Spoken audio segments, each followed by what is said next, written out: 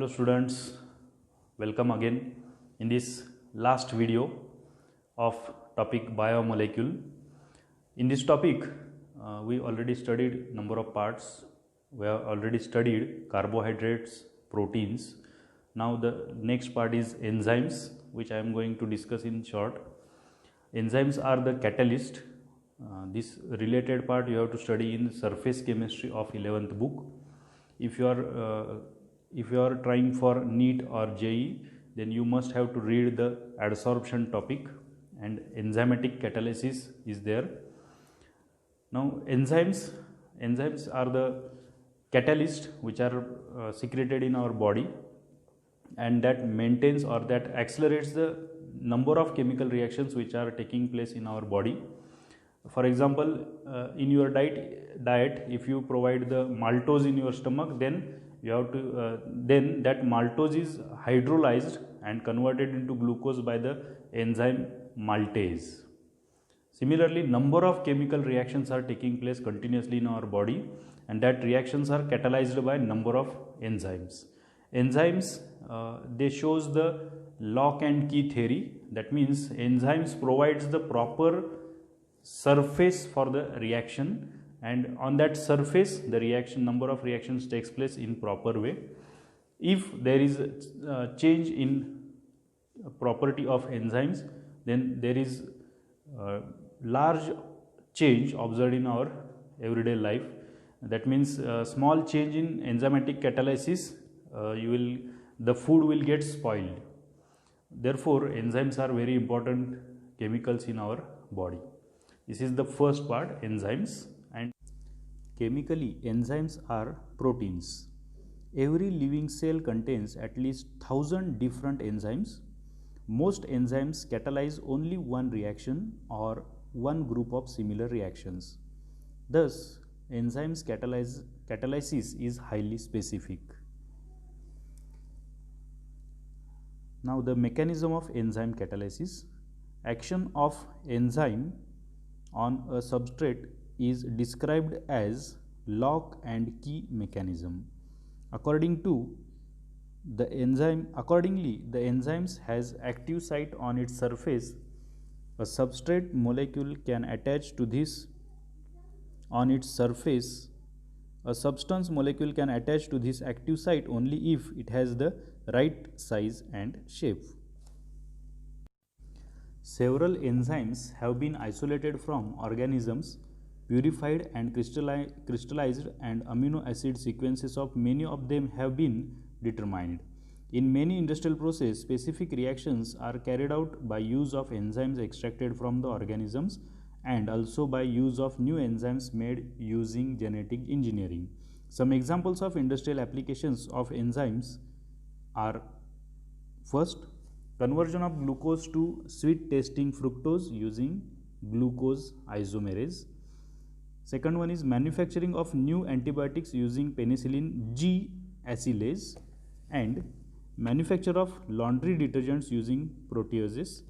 Manufacturing of esters used in cosmetics using genetically engineered enzymes.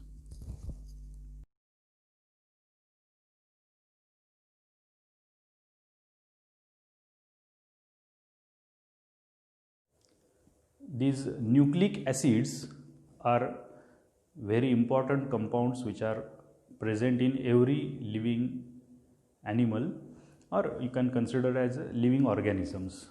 They have a tendency to generate their next progeny similar to them, and for that purpose there is requirement of some transportation through which the characters can be easily transferred.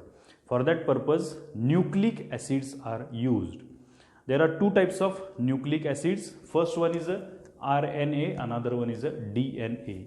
RNA stands for ribonucleic acid or ribose nucleic acid, and DNA stands for deoxyribose nucleic acid, deoxyribose nucleic acid. These are the two types of nucleic acids. Now, hereditary as well as some words are used, genetic expressions. Such words are related with this nucleic acid. That means from one generation to another generation, some characters are transferred. due to which their similarities in generation we can conclude from that nucleic acids. Therefore, these are two very important compounds which are present in our body and that are transferred from one generation to another generation, and that represents the similarities in the generations.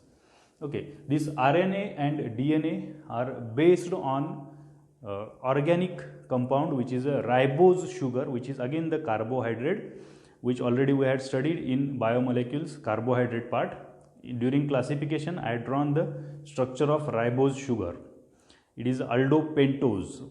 Now that ribose, it has two locants, that is C2 and C5. On that carbon there are some attachments which forms the nucleosides and nucleotides. When these nucleosides or nucleotides combine to each other and they form the long chain compounds, they form the nucleic acids. That means again nucleic acids are the polymers. Now RNA is formed by the polymerization of nucleotide containing hydroxyl group on C2 or second carbon atom of the ribose sugar, and the difference only in these two compounds is the presence of oxygen on second carbon, that forms the ribose nucleic acid, and if that oxygen is given out, then it is called as a deoxy. That word is obtained from removal of oxygen, therefore known as a deoxyribose nucleic acid. Again both these compounds are polymers. Now these RNAs and DNAs are made up of some basic structures, basic units. That most basic part is nucleoside. In that nucleoside, ribose sugar, that means 5 carbon containing carbohydrate, in which one C1 is substituted by some bases. That means in nucleoside ribose is present. We have to consider the structure also, ribose sugar, and on that C1 there is presence of base. That base is adenine, guanine, cytosine, thymine and uracil. Now from that any one basic group is present at that position. That means all that adenine, guanine, cytosine, thymine, uracil, they are not simultaneously present. In one unit either adenine, guanine, cytosine, thymine or uracil may be present.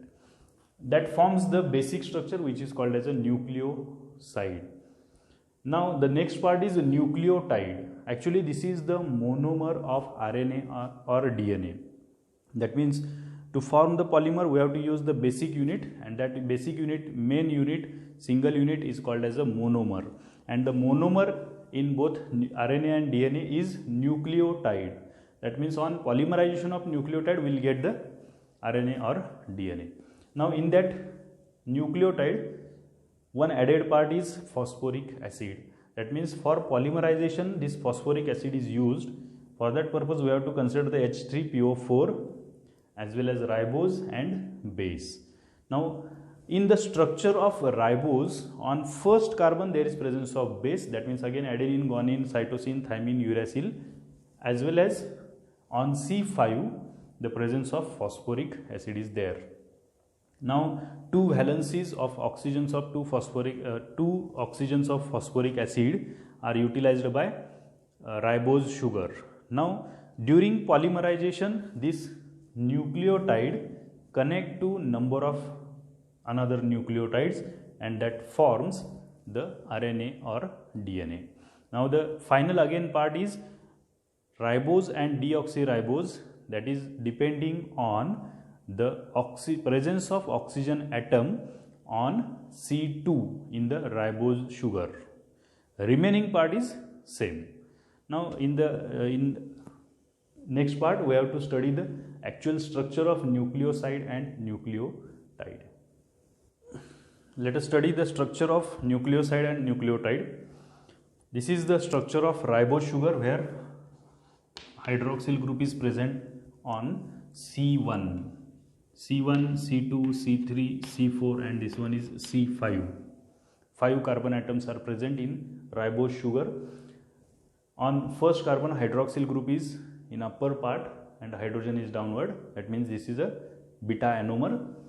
Now second carbon contains one hydrogen and hydroxyl group. Now initially we have to study the ribose sugar, that is RNA initially. In the nucleoside, what happens? This OH from C1, it is replaced by the base, and that bases are purines or pyrimidines. That means adenine, guanine, cytosine, thymine or uracil. Any one of the group is present over here. Okay, that means this structure is called as a nucleoside, and this is a nucleoside of RNA. That means there is presence of oxygen atom on second carbon, therefore it is a RNA, ribose nucleic acid. The difference only is if this hydroxyl group is replaced by hydrogen, that means oxygen is given out, then it is a nucleoside of DNA.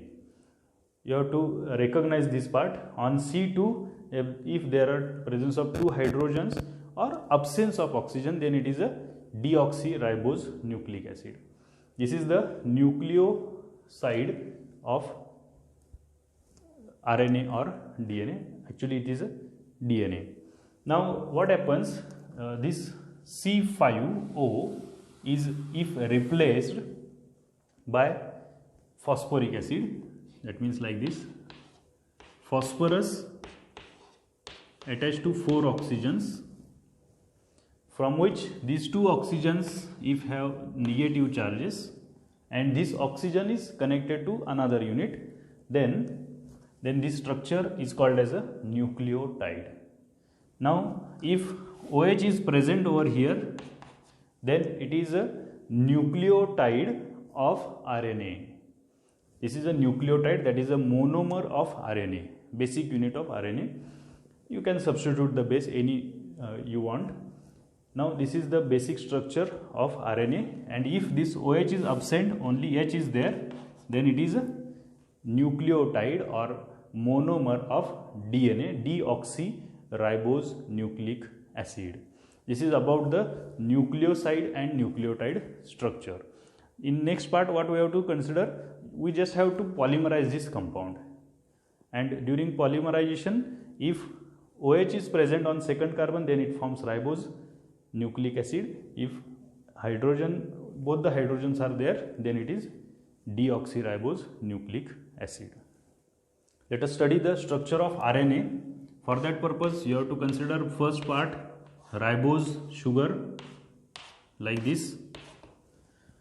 Now one hydroxyl group is replaced by base, that is purines or pyrimidines are there. Here hydrogen as it is, H, OH, H, here is oxygen that we have to substitute, and here H. Now this part is CH2. Now during polymerization, what happens? This CH2 links to oxygen, phosphorus, oxygen, oxygen, oxygen. 4 oxygens are there. There is a negative charge in these 2 oxygens. This one is a C5, C1, C2, C3, C4, C5. Now from C3, there is one presence of oxygen atom. That oxygen combines with phosphoric acid, next molecule. This phosphorus is here and its neighbor is over here, and remaining 2 oxygens as it is, they again have a negative charge. Now this oxygen here, it links to CH2 of another molecule where the ring is attached like this. Oxygen,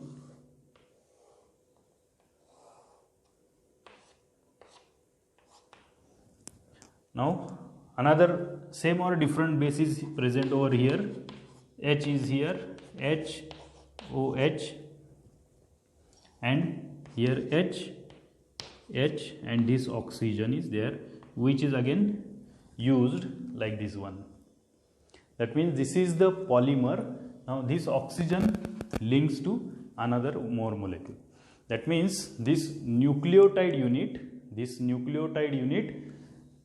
or nucleoside unit links to phosphoric acid on C3 as well as C5 to form the polymer, and this structure is called as a structure of RNA, ribose nucleic acid. Now the small change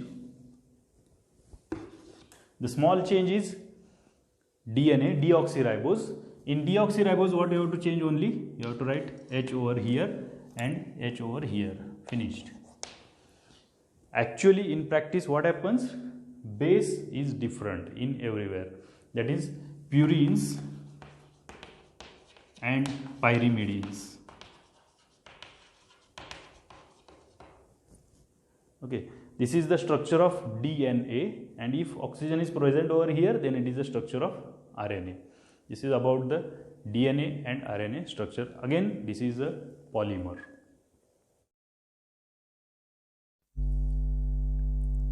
Total 5 nitrogen containing bases are present in nucleic acids. 3 bases with a ring are derived from the parent compound pyrimidine.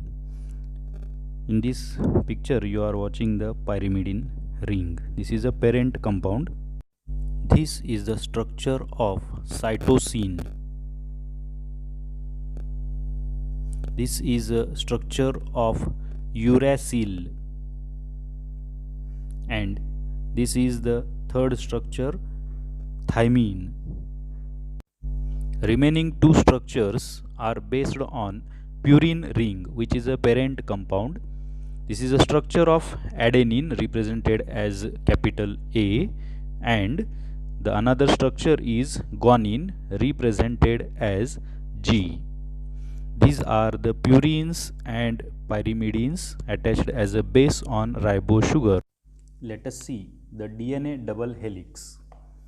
James Watson and Francis Crick put forth in 1953 a double helix model for DNA structure, which is later verified by electron microscopy, and the salient features of this Watson and Crick model of DNA are as follows.